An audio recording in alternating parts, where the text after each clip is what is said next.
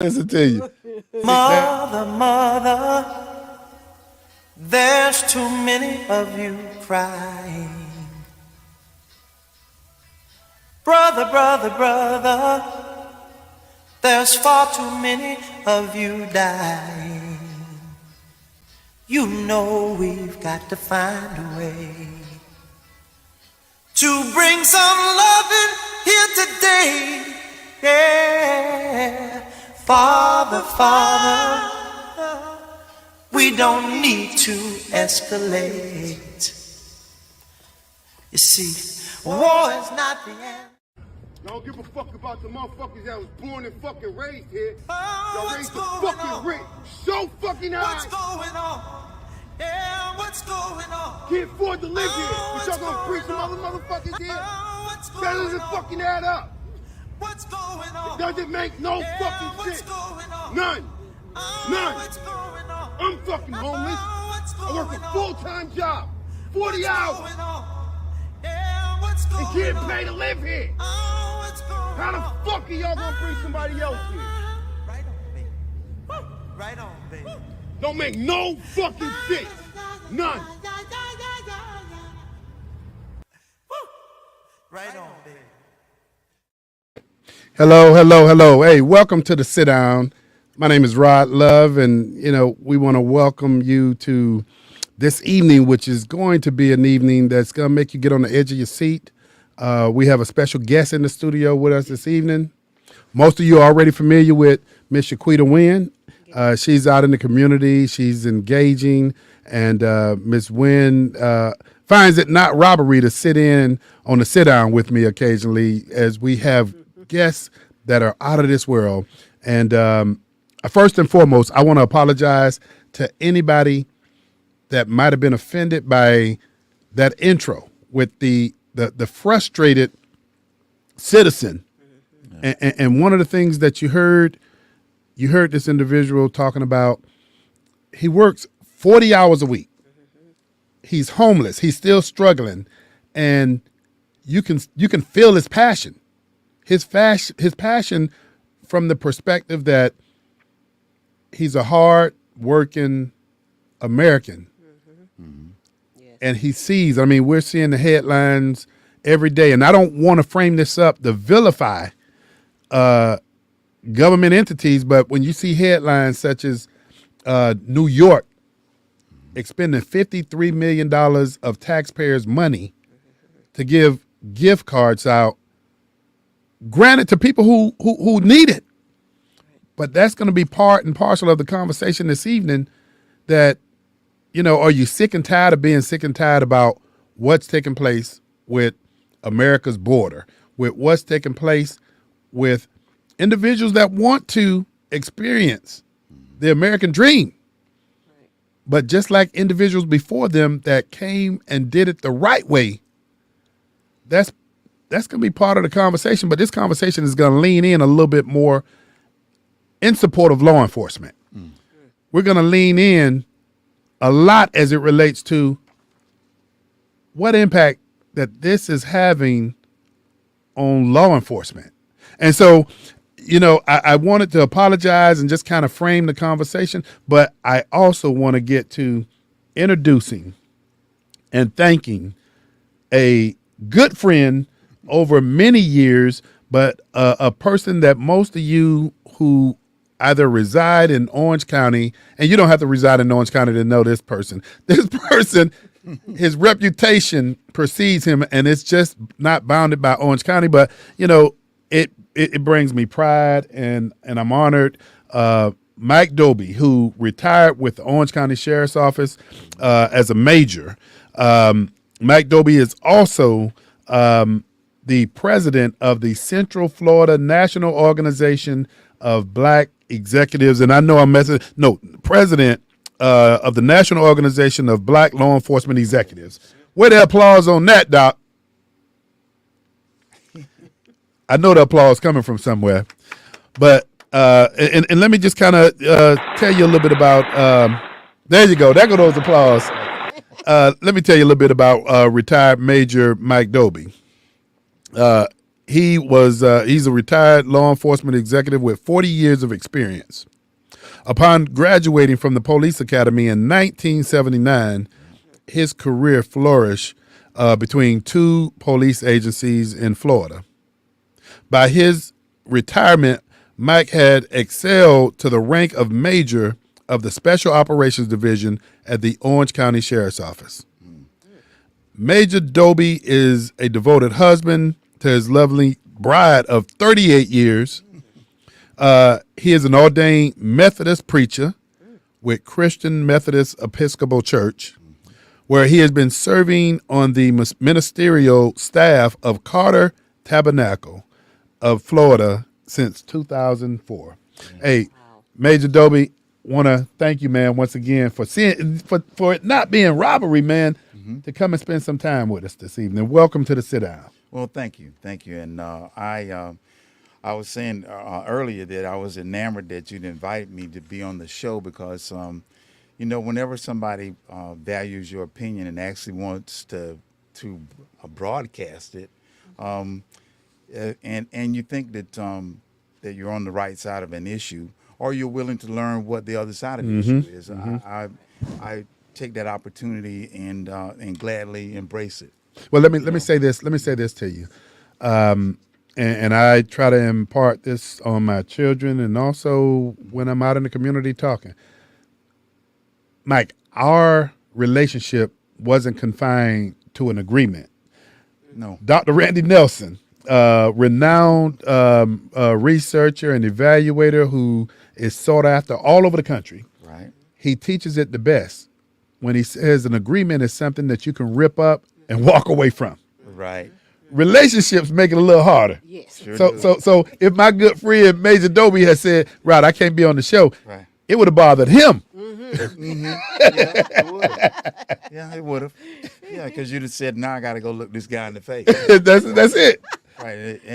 And being in law enforcement, you can tell when you're around people that's a little uncomfortable. Yeah, you're right. Hey, something else. Yeah. Uncomfortable. But something else Major Doby said. Major Doby said, "Man, I'm glad y'all didn't invite me to sit in no hard seats tonight." Right. Yes. Yeah. Now you might have made him too comfortable. So if I doze off, with one of y'all nudge me. Okay, all right. Thank you. Man, I tell you, this conversation, man, is so serious and so deep. I don't think any of our viewers are going to be dozing off. Let me go ahead and give you the telephone number so that if you want to be very, very brief and succinct, you can join this conversation in support, or you can give us some ideas because this is interactive. That phone number to dial in is area code 352-973-0136. Once again, 352-973-0136. And you know what? We're going to jump right into it. The crisis of overwhelming undocumented immigrants in the United States. I don't know if we are in any capacity or position or level of expertise to discuss the scale and the impact of the influx, because we're seeing what the talking heads on TV is showing us. Correct. Yes. Correct. But we can't be gullible to just, take that wholesale and think that is the world. That's it. But Major, Right. here's something that highly disturbed me, and I know it disturbed you, and I got a lot of feedback from some of our audience viewers. Man, did you see the assault that took place? On the New York police. Yes. Yes. As I a did. former law enforcement officer, what went through your mind when you saw that? Well, there's quite a few things, but the actual disrespect to authority is the thing that stands out the most. I just go back to how I was raised, and I'm a crossover kid for anybody that's listening. I'm a whole lot older than I look, and thank God for that. That's genetics that helps me out with that.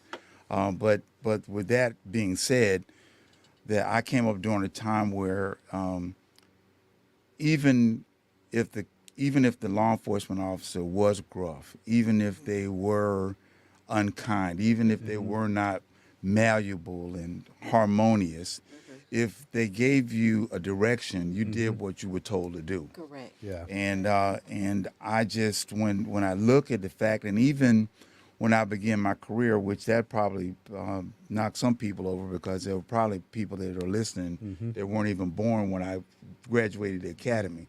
But with that being said, that even back then, the way that we did policing then and the way that we have had to progress into is totally different. But the fact remains the fact of the respect of the law, and it's actually not the respect of the person; it's the respect Of the of law. the government Yeah, that you're living under, Yeah. and the rules that are supposed to accommodate peace and harmony with everyone, not just one person. So when that dynamic is upset, then it's disturbing not only to us in law enforcement. I'm quite sure it's disturbing to the people in public. Correct. Because if something like that could happen to them, Yeah. Yes. or one of them, then what then could happen to me? And I'm first of all, I don't have the authority to put anybody in jail. I don't even have the authority to stop a crime from occurring just by the authority given to me. I'm a citizen walking around just like I am now. I'm retired. I don't have the authority to stop anyone. So if something happens to somebody in that kind of authority and they're armed, and you know that they can call more people that I are get right where armed, you're going. then, Yeah. then Right. that's a pretty scary Yeah, thought. you're right. Major Dobie, I think to give this some framework, you had two New York police officers, and I don't recall exactly, and I know our engineer will shout it out to me, but this was in the major square in New York Times City. Square. Times Square. Times Square. I mean, yes. Crowded. And so framing this up, law enforcement, if you, and I look at the Police officers in New York City were attacked by a group of illegal. Fox News alert: 2 police officers in New York City were attacked by a group of illegal aliens near Times Square. The confrontation started after the cops told the illegals to move along. Things got a little heated, and the police ended up wrestling on the floor with one of the migrants, while the other migrants threw kicks at the officers' heads and bodies. Cops arrested 4 migrants, but sources tell the Post already out without bail. Obviously. And so that, and thank you to our executive producer, Doc Polite. I don't know if you got a chance to see the promo that led up to this, but our executive producer called me over the weekend as we talked about what were we going to do this Monday. And, we have to apologize to our previous scheduled guests, but, we have to hit what's really active out there. And to our previous guest that's going to be here this evening, we had to apologize because this is something, man, we felt compelled that we needed to talk about. When we talk about public service, when we talk about law and order, Major, if you can't depend on the folk that are wearing the uniform to protect you, and Correct. see them assaulted in the street. In the street. I mean, one of the officers, well, both of them were down on the sidewalk. Yes. And to look at the level of assault that was taking place with kicking at the head. Yes. Yes. Yes. Yeah, you and I both being a part of the criminal justice system knows that is basically nomenclature wise, you know that's a level 6 engagement with use of force. Just for anybody else that's listening, the layman term for that is if somebody's kicking you in the head, then they could actually kill you. Yeah. So that's actually using deadly force. And that in and of itself is very, very frightening when you see that. And I guess, one of the other things is I wonder how many civilians were actually there that observed Yes, it, that's that what could I have want to- yes, been calling yes, out for yes, help yes, or for anything, maybe yes. pushing them, or Major, maybe you going down a making- path. Yes. You're going down a path that Right. you're stealing my thunder because where I'm going, where I'm going with this is this. Right. These are some folk that I'm familiar with. But you got Sheriff Lima, Seminole County Sheriff. You got Sheriff Mina, and that just happened to rhyme. Right. Orange County. Not that they're Sheriff- related. not that they're related. Yeah, they're good sheriffs, though. But good. And Go ahead. you have our own chief of police, Eric Smith. Eric Smith, with London Police Department, and you know, and I gotta, man, I can't say all those names without saying Sheriff Judd. Yeah, of course. But I say all that to say this: it's a tough job, Yes, it is. and Yes, if it you're in those capacities, you gotta understand and be ready to lead. Yes. Those names that I called, they lead. I mean, we can sit up here and have a conversation about some problems in law enforcement. That's not what we're going to do tonight. Correct. Because No. there's vehicles. And Major Doby, you know more than anybody else. If you have a complaint, there's Oh, yes. ways to address those. Yes, it is. Correct. And is law enforcement, are there some bad apples? Yeah. Yes. Right. We get it. But man, what I saw take place on the streets of New York, even though we're in Florida, here's my issue. One, there needs to be some consequences. And in New York, and I believe California, if I stand correct, have this bail reform issue Right. where it was 9 individuals that assaulted law enforcement. Right. And 4 of them got out without having to post a bail on their own, what is it called? Own Oh, recognizance. And subsequently, if we're to take the reports with a grain of salt, these 4 individuals went to a church that has been supportive, and I'm not vilifying the faith-based organization, but has been supportive of illegal immigrants, paid for them bus tickets to go to California so that they can go back across the border.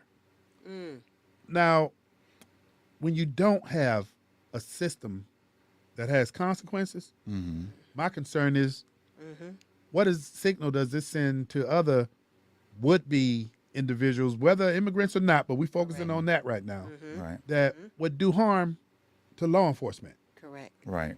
That should be all of our concern. Right. So, Major, I mean, when you saw this, I mean, what went through your head? Well, I mean, besides the fact that they were attacked and I'm not sure if they had if the dispatch at the time of this assault on the police officers, if they were receiving 911 call-ins, but it was just like I said, you know, I kind of felt really hurt too that no citizens, you know, kind of stepped up and said, you know, nothing else. Hey, at least stop that. You know, I'm looking at that. I'm watching you. Right. I see you. I can point you out. I can identify you if I see you in a picture. It's like, and so it appeared to be no eyewitnesses. And if I'm not mistaken, the assault looked like it was in broad daylight. Broad daylight. And you know, it's interesting you bring that up because So now we have to depend on a security Cameras, to yeah. be the only thing that would come forth in the police. So that whole event is disturbing with just those 2 factors. and where I'm going to go with this is, you know, there is this thing called Good Samaritan Act. And we're not encouraging. I mean, I understand law no. enforcement. We're not encouraging folk to jump and put themselves in harm's way. No, I'm not. But when you see the level of brutality Yes. that was taking Yes. place Yes. against those officers, Yes. Right. now, if Against the police. against now. the police. Now, Right. if, and I'm going to go here, and I'm glad it didn't go there, but I could understand if it had, if either one of those 2 They officers, started Well, they shooting. gone Yeah. now. I know where Yeah. you're going. yeah, Yes. and Yes. now, you know, Yes. and I hate to go here, but now we're talking about a march, A march. but we're going to disregard what Because we saw. none of them were actually armed that you could see, other Correct. than with their hands and fists. But the man, But I their tell you, feet was those a weapon. Yeah, those kicks to the head. Yes. That Yes. we just talked about that. Yes, Yes. Kicking somebody to the head could kill them. So that's deadly force. Assaulting somebody that's on the ground where you know that they could be hurt beyond measure. You have no idea.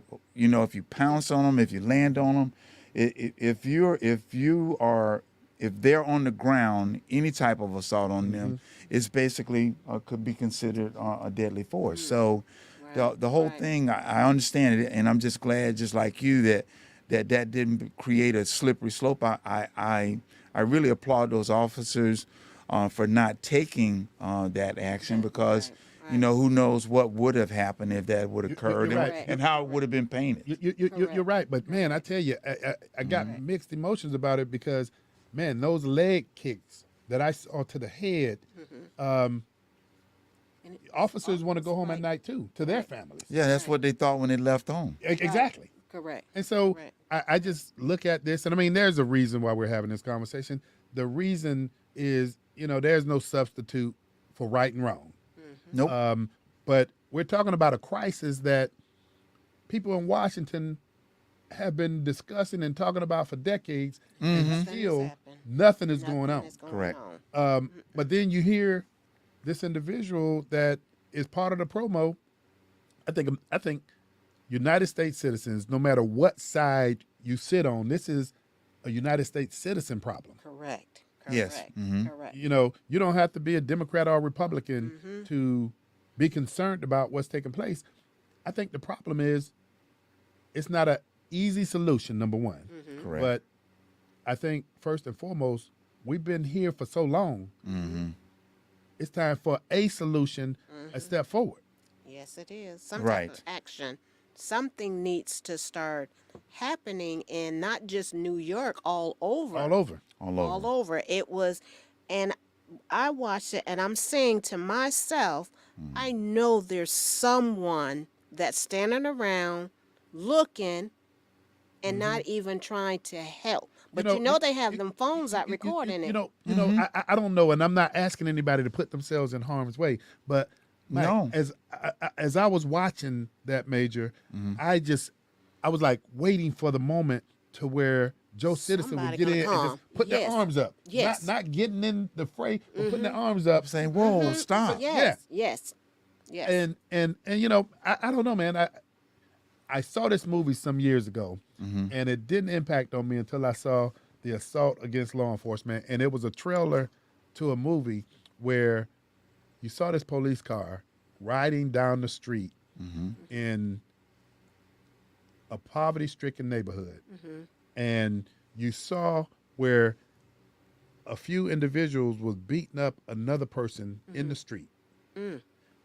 And they zoomed in on the person that was getting beat up, and they looked up and they saw the police car, and you could tell by the expression on their face they were relieved because they saw help. Correct. But then this was I can't remember what the movie was, but what took place was the unit drove past. Oh no. Just imagine that. Oh wow. And Right. so when I see those officers that were being assaulted, Yeah, you think about the dynamic of them. Yeah. Nobody came to help. nobody came to help. And so what the community, from my perspective, what the community is doing, and Pastor Richard King, he came up with this idea, had to have been 4 or 5 years ago. It's called STS. And he did it for young people. And the STS stands for Surviving the Stop.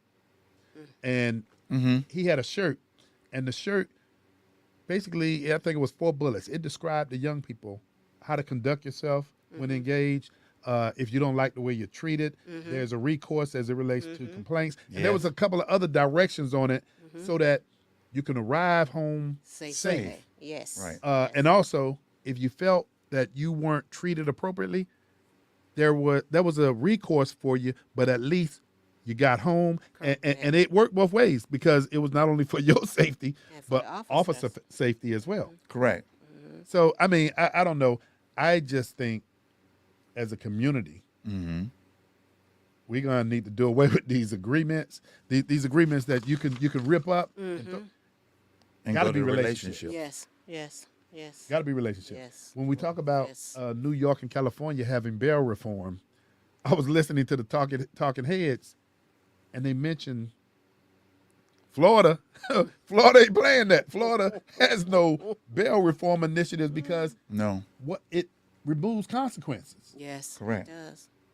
For your action, there should be consequences Right. for everybody. But Major Dobie, tell me this. Yeah. What impact do you believe when you see things like that? Because again, we have access to some of the best researchers, and I'm gonna bring Dr. Nelson into that picture as well. Yeah. I was having a conversation with him. Right. He said, "Rod, I understand your passion. I understand your frustration." But he says, what you saw on the news is a microcosm of those kind of assaults against law enforcement. But because you're seeing it on major news networks, Correct. it's sending out a message to everybody that this is happening on a regular basis. Albeit statistically it is not. I'm wondering what impact is it having on those individuals that we encourage to go into the careers of law enforcement. Well, you know, there's two things, and you know, we kind of discussed it.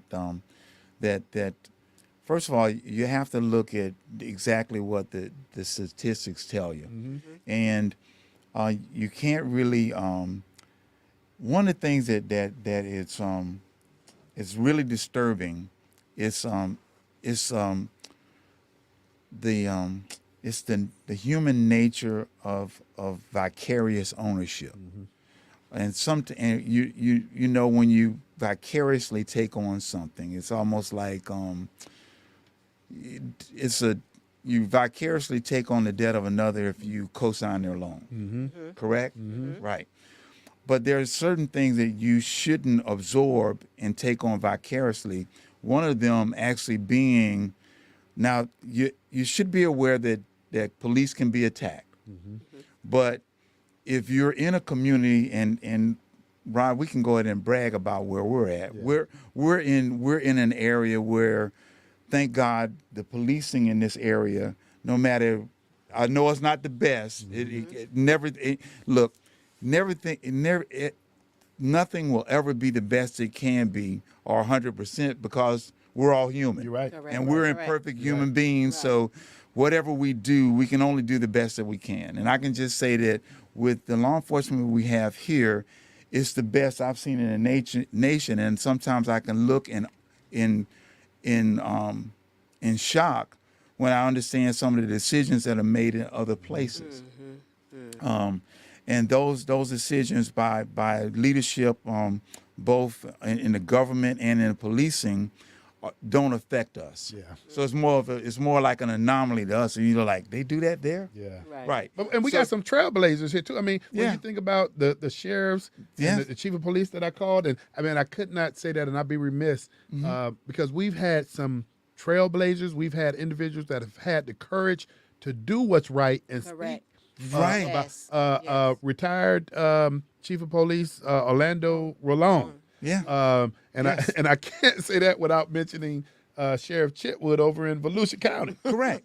And so when we talk about that, then what you do is the second step after you look at the reality of how often does this occur, okay?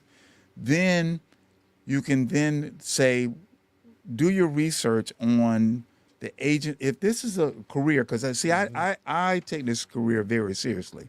And so I say that especially nowadays, and this is to young people all over, and not just in career law enforcement, you should do the research on, first of all, what the job is you want to do. Okay.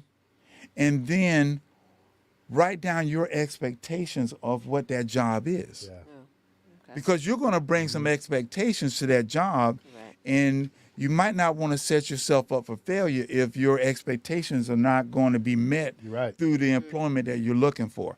And I know that's not the way it was when we came up, because believe me, the world wasn't as complicated about getting employment, and career opportunities weren't as vast as they were, as they are now.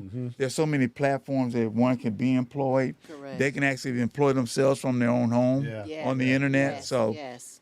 so those things are available, but and it's a different mindset about employment. But I would ask you that you need to go to the grassroots of what is your expectations when you take on a job, because even though I probably at the beginning of my law enforcement career, I probably didn't take that sterile a look at the job.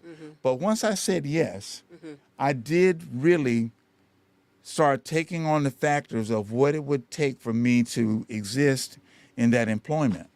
And then when I went through the academy, they told us about the increments of 5-year burnouts.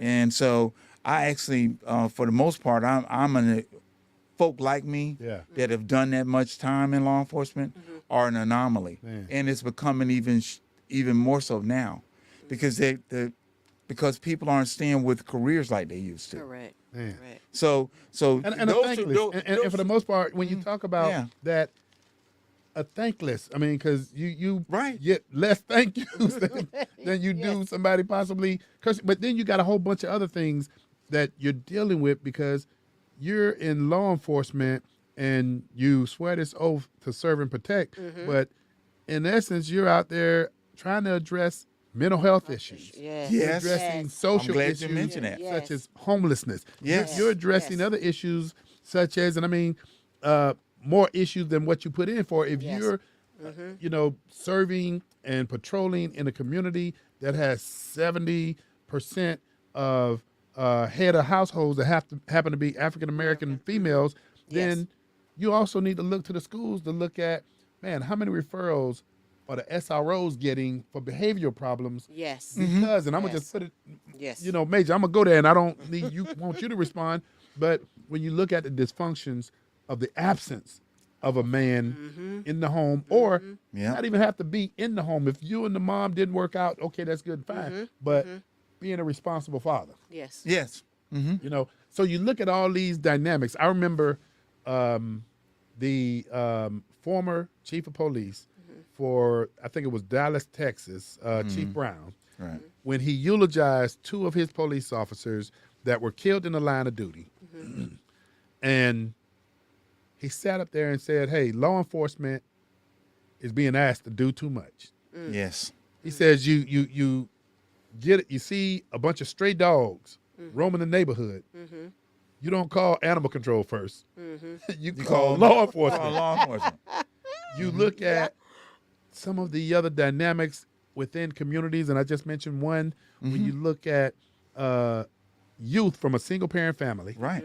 and you look at some of, unfortunately, the dysfunctions that take place. Yes. There's some other things. I mean, you can look at adverse childhood experiences, what took Yes. place with you Yes. as a Yeah, child. yes, Yes. exactly. Now, as an Yes. adult, you're still carrying Carrying that, Yeah. yes, And yes. so, law enforcement, while they swear oath to serve and protect, man, the comprehensive responsibilities and duties. You got to be a social worker. You got to be part mental health, and you're Yes. doing all these things that you didn't go to school for. Yes. Well, and I'm kind of glad you did mention that because one of the things is, and it's harder, especially the more rank I received. It was harder for me to bring that reasoning into an environment because then it was more like, okay, it's the same thing that they know that if I'm talking to that guy, that guy has the authority to tell 200 other people what to do. Yeah. But when you're trying to tell them, well, that's not what it's designed to do. In other words, law enforcement is we're trying to put literally a square peg in a round hole. Right. And it's funny how you call the police to an environment where you could even just be having a slight disagreement with somebody that probably, if you really sat down and thought about it, you could probably work it out. Work it out. Yes. all But what then you said. once you call the police in, different actions they gonna be taken. look. Their job is pretty well set. It's to enforce the law. Correct. So if you involve them, and then it becomes an act of a law being broken, then they have to enforce it. And you go, well, wait a minute, that's not what I wanted to happen. Right. I mean, you literally, like, there have been times where relatives would call the police on another relative because they're having a dispute. But then the underlying factors is that there had been a crime committed. and it doesn't even, it won't even be domestically involved. But now you've involved me. Yeah. And so some of this education to the public has to be, what are we really supposed to be doing? What are we really supposed to be doing? And for us to really think about, how do you put other resources out in the public to meet the need of the public? Yes. You know, you about to take Dr. Randy Nelson, Community 101. You about to put that on display. And you know I've mentioned our major sheriffs and chief and everybody's major, but I cannot have this conversation without mentioning Apopka Police Chief, Chief Mike McKinley. Mike McKinley. I can't say this without mentioning one of your former comrades who is now the chief of police for the town of Eatonville, and I'm talking about Chief Stanley Murray. The leadership that's exhibited, but here's Dr. Nelson 101. And I think a lot of the law enforcement agencies, and he's worked with Florida Department of Law Enforcement as well, but one of the things that he teaches is don't always let the community see law enforcement. The only time you see them is when they're coming in to do their job. Correct. Which, Correct. again, goes to your point. Yep. Because that's their job. Right. Don't let the only time you see them is when they got to come in and take somebody out. Yes. Correct. Yes. Let them see you when you're doing things in the community, when you're not just riding around, when you're stopping, Yes. when you're having a conversation. I think I've seen it get better than I've ever seen it before. Sheriff Mina's community engagement. Dr. Nelson and I, we had a project going on for about 3 years in 6 or 7 parts of the state where it was all about community engagement with stakeholders in the community working directly with law enforcement. And it wasn't about enforcement. It was about developing a relationship, identifying problems, creating action plans for those communities. And the interesting thing is those action plans were not strictly about enforcement. Those action plans engage, what are we going to do about the homeless situation? Yes. What are we going to do about juveniles wandering the street at all times of night? What are we going to do about economic development and job training? So it was catered and tailored to what those stakeholders from that community saw as a problem, but also law enforcement got to contribute and say, here's what we see Yes. as a problem too. And now you got a master document that's a blueprint. On the plan of how you can get that community on the same sheet of music. And that's what we're here talking about. We're talking about, and I know our guests are listening and saying, okay, this is about undocumented immigrants and the abuse and the assault that we saw in New York, but It's deeper than that. it's deeper than yes. that. It's deeper than that. I mean, it's deeper than that, but it's all has to be done by us sitting down, coming up with a plan. Yep. And I got to say to it, and I got to come back full circle. United States citizens, they're sick and tired of suffering themselves. Yes. Correct. And then always hearing that Yes. somebody else is not, somebody else is getting some of the help that they would love to get. Yes. Yes. And I would say this to our congressional representatives, our local representatives, that we're looking at you. And it ain't about party affiliation. We're looking at you and getting to a point that we're getting sick and tired of all the promises that are being made that next year we're going to talk about this. We're going to look at how do we resolve this. And I know it's not an easy fix, No. Right. but Major, Yes. you not a have short received some of the best training Mm-hmm. in the world. Yes. How do you start? How do you begin to look at fixing some of these problems? Well, the one of the things is, and we think about it, and we were talking about the border earlier, and please excuse me for looking back and forth with my phone because I had made a note on it. That's why I'm looking at it, so I don't abuse somebody's name, but just Google this name if you want to know what's going on really at the border. And I'm talking about a nonpartisan. She's a part of a think tank Okay. of nonpartisan officials who actually deal with policies dealing with immigration. And her name is Teresa Cardinal Brown. Yeah, she's the senior advisor to the Immigration and Border Policy. Teresa Cardinal Cardinal Brown. Hey, I'm going to ask our executive producer if you would Google that and run that across the bottom of the screen for our audience that's watching. Once again, and we're winding down. We have about another 6 or 7 minutes. I want to give that number out once again because the only way we're able to fix or even begin to contribute to fix some of what ails us is by contributions from. There's not one of us sitting up here that's smarter than all of us put together. Correct. Oh, correct.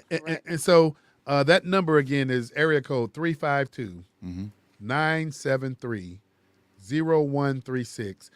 Please give us a call, and if you have something to contribute to this conversation, you're more than welcome. I'm gonna ask that you keep it brief, but Major, Yeah. man, I tell you, this conversation, man, is a long time coming. Yes. I just like to see where it goes from here. Well, yeah. I mean, we can, of course, we can have further conversation about this at a later date. I'm always available, or I can make time for you. Question, and I know people are going to be answer asking, how can people, and I know I have it in one of these documents, how can people get a hold of you in your capacity with Noble? With Noble. I saw an Yeah. email address. Right. I got it here. Right. That email address, if you want to get a hold of, Please reach out to yeah. the email. yeah, and the email address is Noble, Noble, Orlando chapter at gmail.com. And you can reach retired Major Mike Doby. And how can people work with Noble? Well, see, the one of the things is that, and just so we're clear about what Noble's mission is that we see ourselves as the conscience of law enforcement. We believe in justice by action. Okay. You very well know the history of Noble, and just so everybody else does, just do yourself a favor and type in the National Organization of Black Law Enforcement Executives, because if you type in National Organization of Black, you'll probably get black women, but you do no. I mean seriously, because it will, because there's quite a few national organizations. Okay. Yeah. Okay. Right. Okay. For the National Organization of Black Law Enforcement Executives, go to our website and see what Noble's about. But one of the programs I would really like to talk to inform anyone about is, and it goes right along with the program that you said that the pastor had developed a while back. It's like a That's the, Surviving the Stop. Surviving the Stop. Pastor Richard King, yeah. Well, we have a program called the Law in Your Community, and if you go to our website, it'll tell you that that program is geared towards children, but actually it has a much greater nuance. We will come out to community groups. We'll come out to talk to adults, and it'll show you there's a form there so that you can actually sign up and actually get a law in your community to your neighborhood. The law in Your community. Yes, and Rod, anytime you want us to do a presentation, but let me tell you why that's important. It kind of enhances the effort that was done with Surviving the Stop. Gotcha. But also in Surviving the Stop, it gives the individuals that interact with us, because it is an interactive presentation. That when they interact with us, they get more of a confidence, because, see, we actually talk about not only what your responsibility is during the stop, but what is the expected and best practice response from law enforcement. Man, okay. That way you'll probably have a clearer understanding that even if there was some indifference in the person's behavior, they did what they were supposed to be doing. The law in your community. Hey, let me Right, ask so you this. it tells them about their rights. It also tells them about how How long you y'all had this going on? It's the program itself. I want to say you wouldn't catch me with that one. I want to say that it has about a 15-year history. Wow. And it actually survived the pandemic, because even during the pandemic we were doing Zooms. Zoom, okay. Right. Well, you know what? Here's something. And what I'll do is you know where I'm going with this. Right. I want, Major, this show is about getting information out. And what you just told, I know Pastor King would love to host this, whether it's for his alliance, but tell everybody you're Central Florida, President of Central Florida. Nobody. What? How many counties is engaged in that, or is it just Orange County? Or It's no, well, it's actually, how many counties do we have? I want to say we cover. Well, I'll put it this way: from Gainesville south to St. Petersburg. Oh, and if you draw a line over there, that the national office has us district as a Central Florida Noble. But now we actually do have members that are in Duval County. okay. That didn't they wanted because geographically we're a little bit easier for them to get to as opposed to going to Tallahassee, which is the other way. So it spans, but we're a national organization. Keep in mind that we're over 4,000 members strong. Okay. And there are multiple chapters in every state. Well, I wanted to ask you that because I didn't want anybody to kind of pull back because they don't know what the boundaries are. If you want to have Noble come to your community, And you're within the sound of his voice. yeah, hey, we can make it happen. well, this voice. See if Attorney Greg Jackson was here, he'd be telling you, man, about folk that watch this show in Michigan and everywhere else. But We go there too. So he solved that. If you hear this and you want to get Noble to come to your community, Yes. and the name of the program is The law in your community. That Law is in your community. yes. Well, tell you what, Major Dobie, man, I know we appreciate you being here this evening. You will definitely get an invite back because the issue of working with law enforcement and communities is an ongoing issue. Yes. It is, and we're going to have issues that I feel, and like I said before the show even started, when we were chatting, it is our duty as Noble members that justice by action, that we're the overseers of that initiative, and it helps us to get into the grassroots areas and creating those relationships that you're talking about. Relationship. Because Yes, it really that's is key about word. relationships, and you know and give me just a second if you allow me. I want you to think about this, everyone, that they do these commercials, and this you'll catch it in just a minute. They do these commercials with the attorneys about how much money you can get. Yeah. But then there's another attorney that actually says that to us, you're not just the number. Yeah. And I say that to everyone is this: when law enforcement looks at a statistic, they are looking at numbers, but the real leadership of law enforcement, at least I understand the leadership of where we are here, that they see that each one of those numbers represents a person. And so what we need to do, and we feel that that's what Noble is all about, we need to help these law enforcement communities understand and make relationships between the law and the community. Because if we really don't, then we'll always be strangers. And you know what happens when they're strangers. Just like you said, that becomes a contract. You're right. Yes. I didn't really know him. I don't really owe him anything. That's it. That's it. But Yes. but you're right. When you got a relationship? Because sooner or later, if I hadn't made this show, you would have got a hold of me and say, "Hey, man, you know." Hey, you know what? I cannot come behind that. Major Dobie, I got to tell you, thank you for coming on. Yes, you're welcome. Normally I do a closing, but you know what? You summed it up perfectly. Yes. And I'm not going to let our executive producer get on me tonight. Yeah. We're going to close with where you took us. And it's not about a piece of paper. It's about a relationship. about a relationship. That drives Yes. how well we are in the community. And with that being said, I want to thank Major Dobie for joining us this evening. Thank you. Miss Wynn, you always doing your thing. And everybody, tune in next week to the Sit Down with Rod Love. See you then. Take care.